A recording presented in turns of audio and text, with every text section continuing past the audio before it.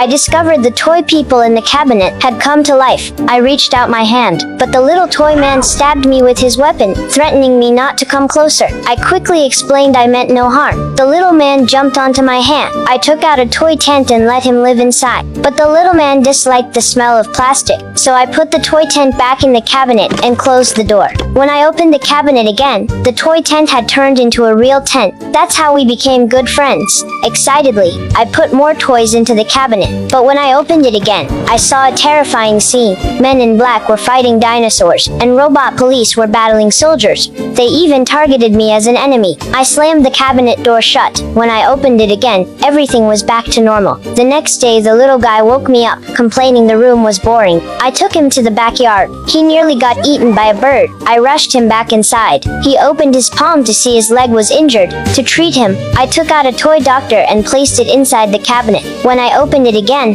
the medic came to life. I set the doctor before the little person, hoping it could heal the wound. After carefully examining the injury with a magnifying glass, the doctor immediately began treatment. Soon the little person's wound was completely healed. I hoped they could become friends too. The doctor declared his mission complete. I agreed to his request. When I opened the cabinet again, the doctor turned back into a toy. The little man wanted to build a big house. He needed tools and materials. I fetched rope and steel nails from the warehouse. Now the little man also needed an axe. I placed the armor warrior into the cabinet. The soldier came back to life and I snatched his weapon. With tools at hand, the dwarf immediately began building. By the time I returned home, the big house was finished. Thinking he missed his family, I placed the Indian chief in the cabinet, but the chief fainted on sight upon seeing me. The dwarf came to check and confirmed the chief had passed away. I felt terribly guilty. I had the little man wrap the chief's body. We went to the garden and buried him. Seeing the lonely little man, I made a decision. The next day I brought a beautiful toy woman to be his wife.